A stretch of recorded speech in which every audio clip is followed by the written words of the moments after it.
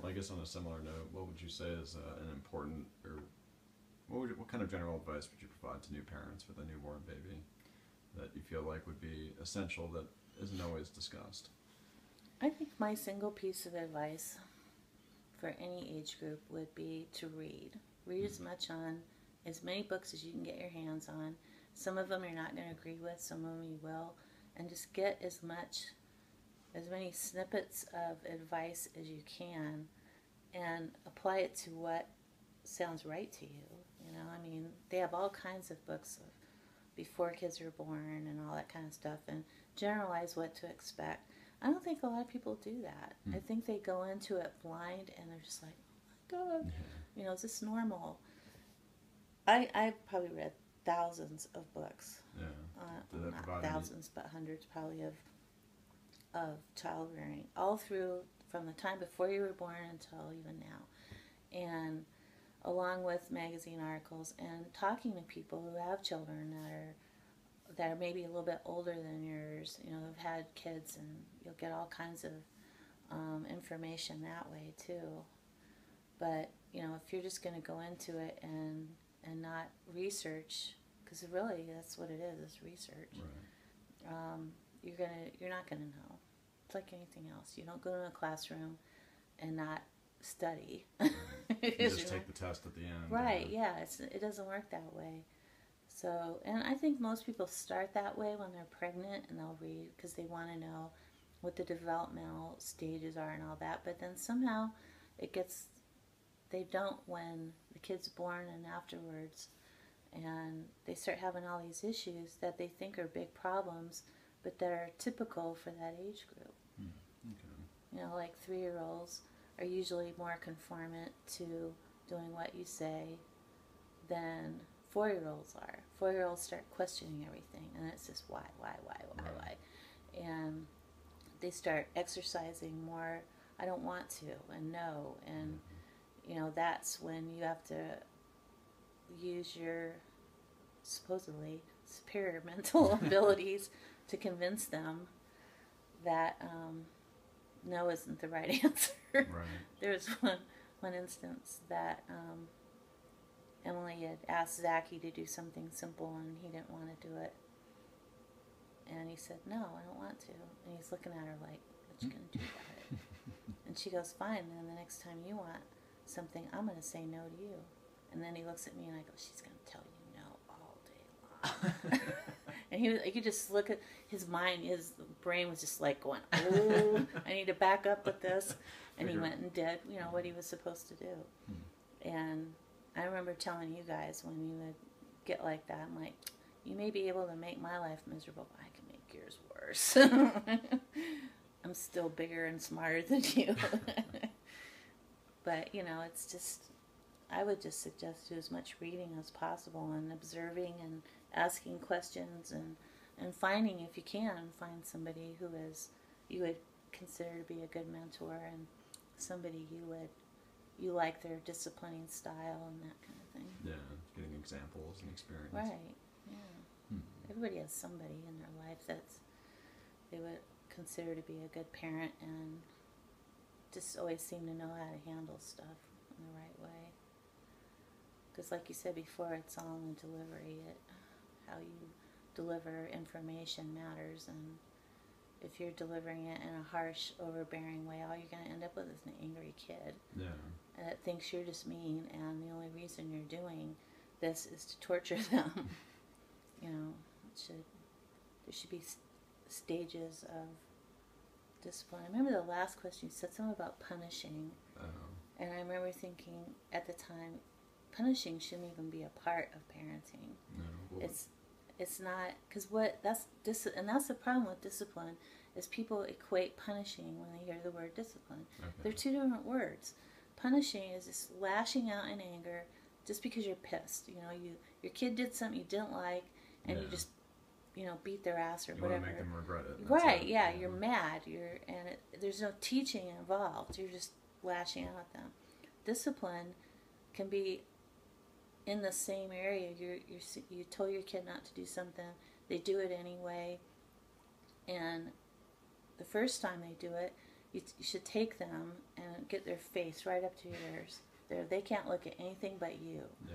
And go, this is why I don't want you to do that. You know, and explain to them that it's destructive or whatever. Let's pick a analogy. Throwing blocks. Every kid does that one time or another. When they're like 18 months, they just start hurling stuff. Yeah. And the first time you get them and you just say, don't do that. You can hurt somebody or break something. You don't need to do that. Yeah. And for a while they'll do okay, and then you can tell they're going, I wonder if that rule still applies.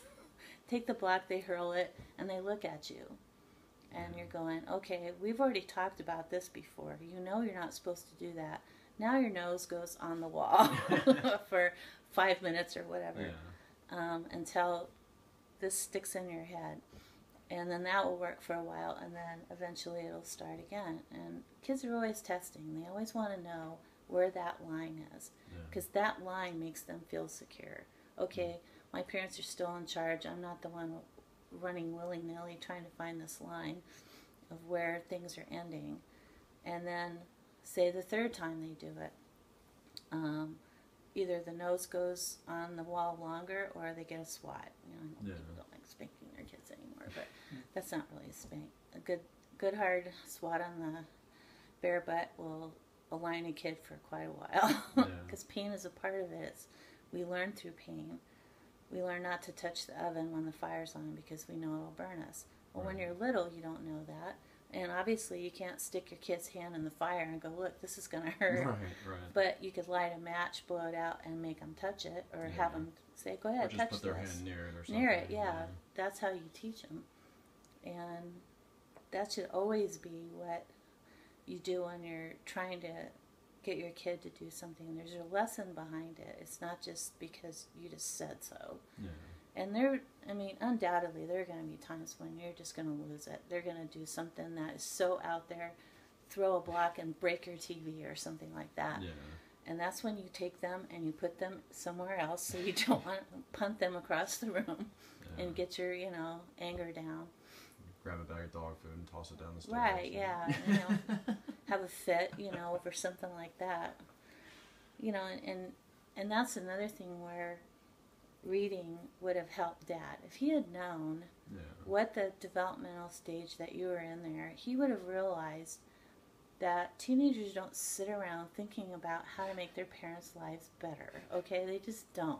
They're too consumed with their own life to even consider such a thing. And that's when you explain, can you help me with this? It's not rocket science, but when you have these unrealistic expectations of another human being because you didn't bother to find out, what is a 13-year-old? How old were you then? Yeah, about 13. 13. What are they thinking? What are they doing? Where's their mindset? I guarantee you it's not on helping mom and dad. It just isn't. Yeah. Not that they're not willing to, it's just not the forefront of their mind. Right. I feel like even if you do know that, I've found it helpful to have reminders of things as time goes on, because it's easy to assign some sort of maliciousness to something that doesn't really have it.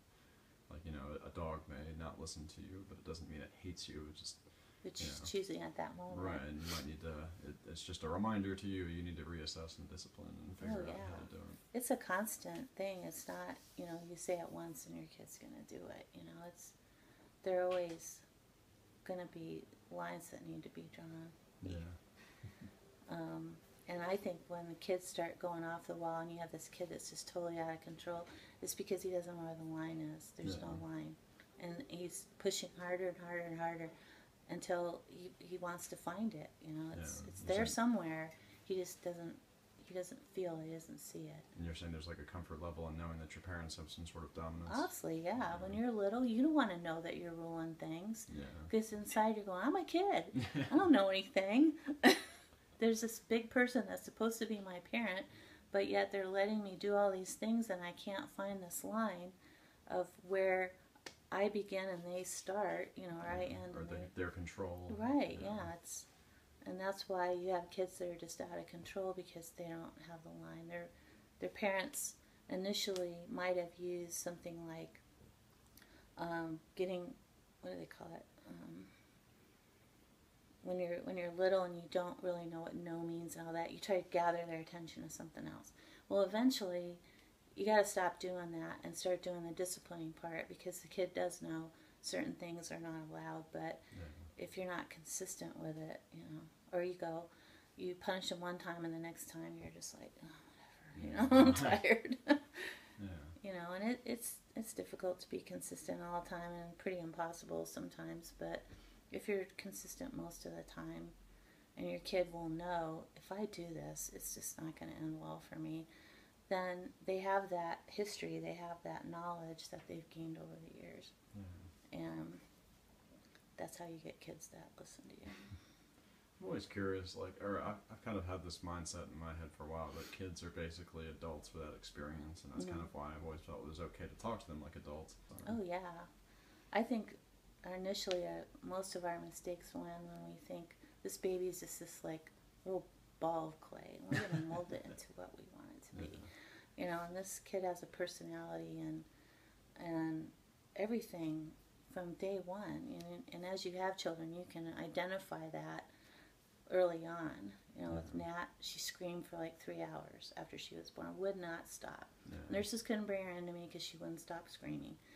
And that led me to believe, and one of the nurses looked at me and she goes, she's going to really give you a hard time. And I'm just like, how can you say that about this poor innocent baby? Boy, was she right. And then, Chris, he came out crying, but then he settled down right away. Jay fussed a little bit. I can't remember. I think Emmy did. She cried. You slept through your birth, though. And I remember Kathleen cried a little bit, and then she was just like looking around everywhere, like, whoa. And that's kind of unusual for them to open their eyes and really look around, because they really can't see much. But, the intensity of the crying kind of weighed into how much trouble I was in for later. And the fact that they were also uniquely different. Yeah. Is what you're saying, that their personality shows from day one. Yeah, you guys are all different people. The whole genetic thing comes into play in certain areas, but certainly not in everything. And, those kinds of things are another thing that you need to research and read about and try to understand. That each disciplinary measure, too, is different on each kid. You don't have to be as hard on one kid. One kid, you just give them the stink eye, and they're like, okay, sorry, I won't do it anymore. The other kid, you could beat them into unconsciousness, and it wouldn't help. So, you use different techniques with each kid, and sometimes you have to change it up even with that kid as they grow older. The physical or nose on the wall kind of thing needs to slowly end in more of letting natural consequences kind of guide them, and that's hard because you already know how it's going to end. Like homework, that's a good example. I forgot my homework, and you get this call from the school, and your little button forgot his homework, and so you go, okay, I'll bring it this time. But then I would talk to you and you guys would go, okay, this is not going to be a habit. Okay, I'm not your bitch. I'm not going to run your homework for you. Before you leave the door, you need to stand there for a minute and, make sure you've gathered everything. And then if it started becoming more of a habit, I would just go, I'm not doing it. I'm not bringing your homework. So you'll just fail or whatever that assignment. And so that kind of taught you guys not to rely on me to remember things that you were perfectly capable of remembering. Yeah. It's sort of applying a slow amount of responsibility. Right, a little at a time, so that by the time your kid is 18 or whatever, they have the basics. They don't know everything, but they have enough to get by. Did you ever did you ever hold any particular traditions with us, whether we were aware of it or not? Or try to institute any sort of like family tradition, I guess? Or was that a part of your childhood, and if so? I mean, we had the usual birthday, Christmas. Yeah. There was no... I guess the only tradition that I can think of that I had as a kid is my grandparents used to send packages in this white paper. It was called butcher paper, that butchers use. And I would cut out a big, long panorama of it, and paste it on the wall. My mom would draw out the nativity scene on it, and I would color it. And I did that for like years, for for a long time. That was kind of a tradition. With you guys, I guess it could be considered a tradition. I thought it was brilliant. When you guys would start school, there would be the myriads of paperwork that basically you're putting all the information on the same, each piece of paper, just over and over and over and over again. Right, name, address, birthday. Right, yeah, kind of thing. And so as soon as you guys were old enough to write and know your address and all that, I would assign that to you. Tradition is paperwork. Thank you so much. And so instead of me filling out 5 different pieces of paperwork, I would make you guys do it, and I would just sign it off. By the time you guys were in high school, you were brilliant at it. I would just have to sign my name. Actually, I wish I had more experience doing that. I remember one of my tenants had an 11-year-old girl, and she pretty much handled all correspondence between me and her parents, mostly because she spoke better English. And I remember when you got your insurance, and you felt that you were just overpaying way too much, you know. And I remember going, well, you're on my insurance, and I'm not changing insurance just to please you. So if you want a lower thing and you think you can do better, go for it. And you did. So, you know, it's giving that kid credit for what they really know how to do.